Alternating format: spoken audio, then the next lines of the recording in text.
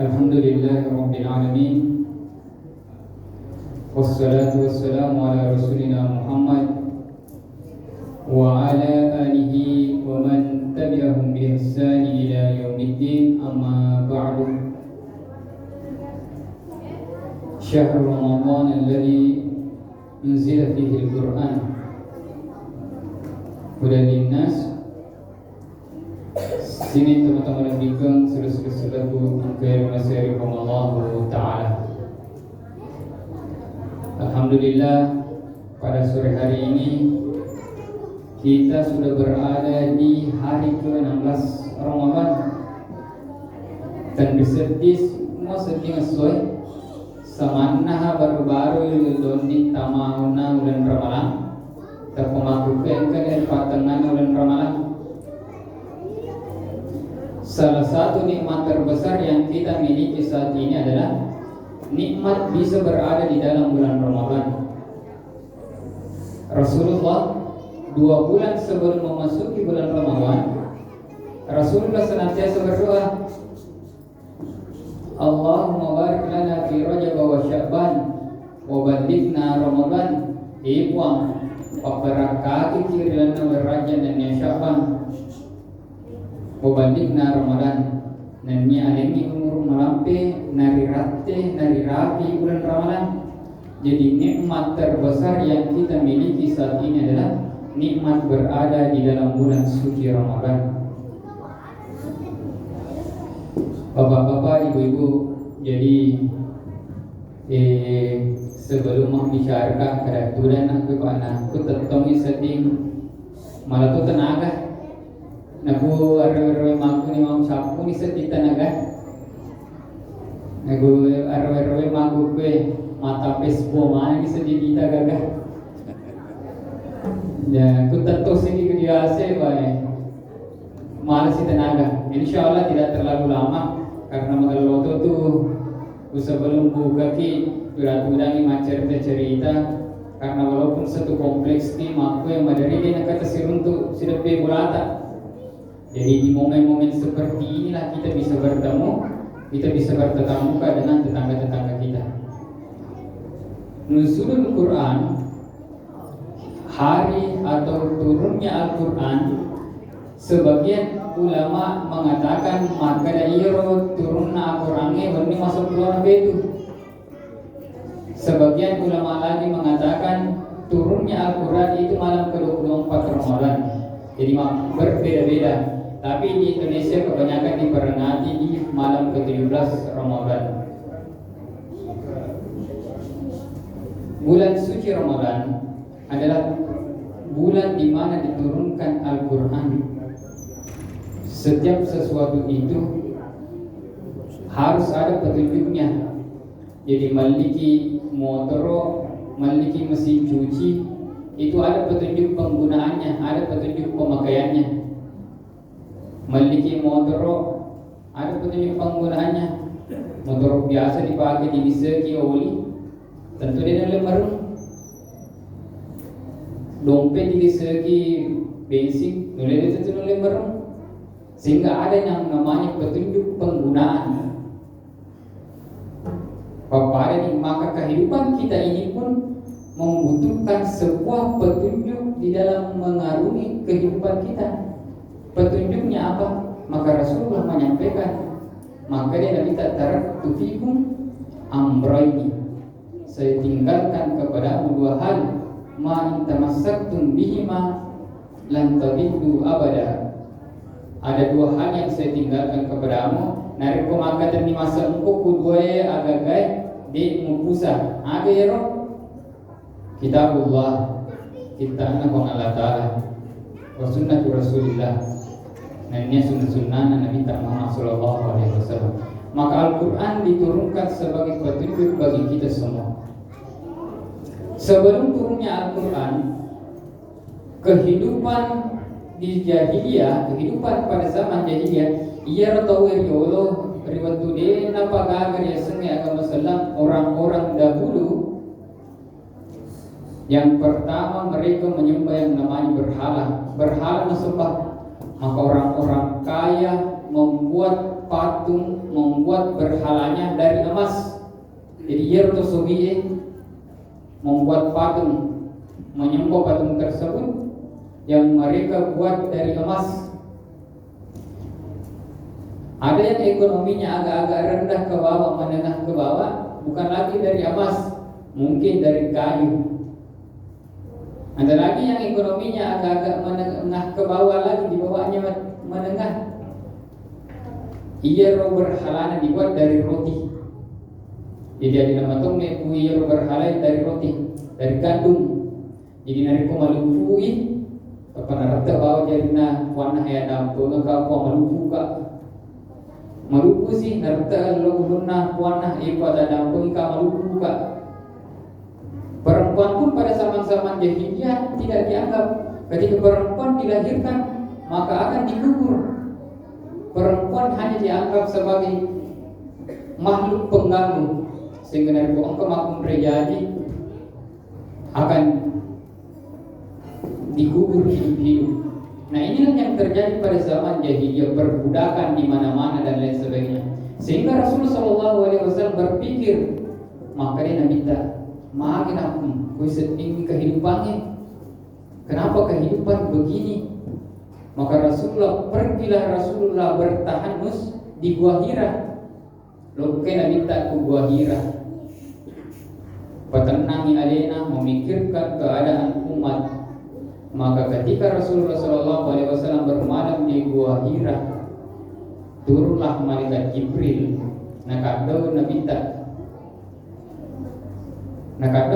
Kemudian Rasulullah SAW ketika dipeluk oleh Jibril, Rasulullah berkata, "Iqra, baca."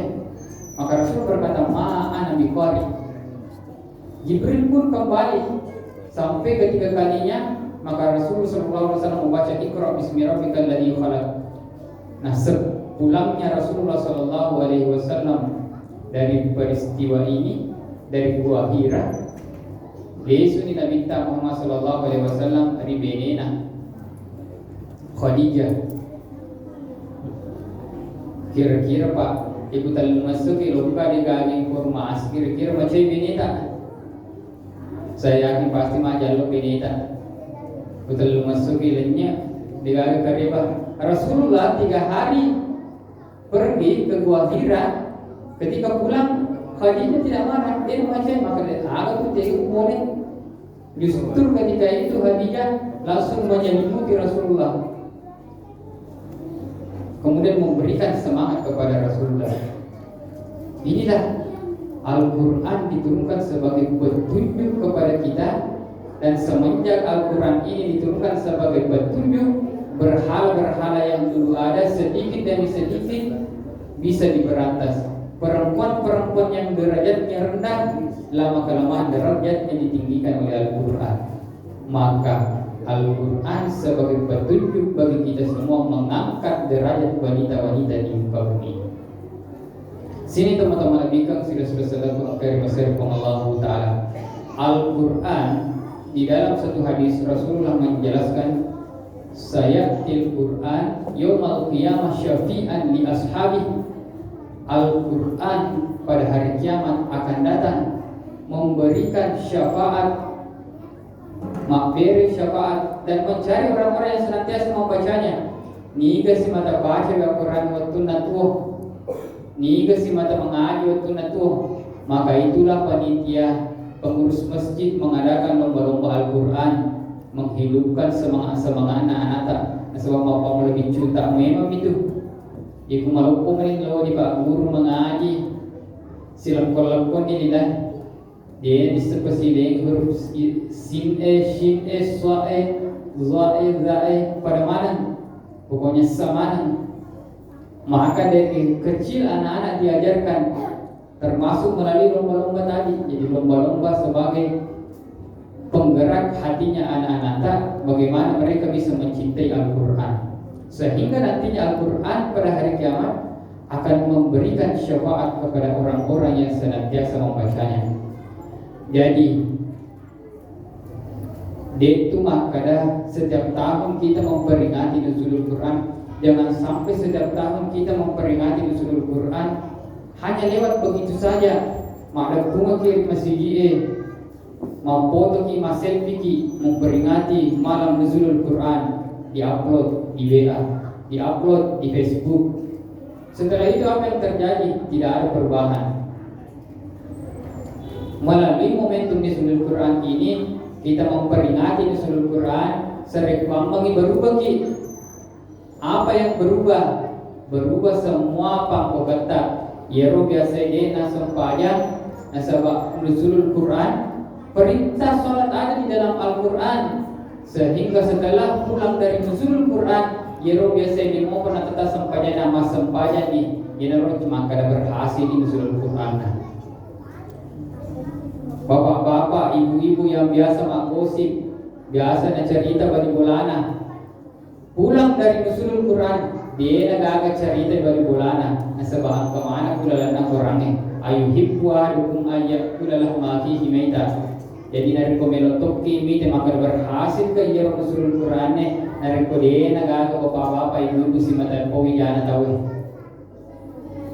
Selanjutnya nuzulul Quran maka dah iya biasa dia naragi masih dekat dia nak kenal kari masih setelah peringatan nuzulul Quran rajin lo kama berjamaah masih setelah nuzulul Quran tanpa pasti dekana. Inilah keberhasilan nuzulul Quran. Orang-orang yang dulunya tidak pernah mengaji, dia nak kena kita mengaji. Apalagi di dalam bulan Ramadan ini kita tahu bahwa pahalanya akan dilipat gandakan. Malicung-licung apalana.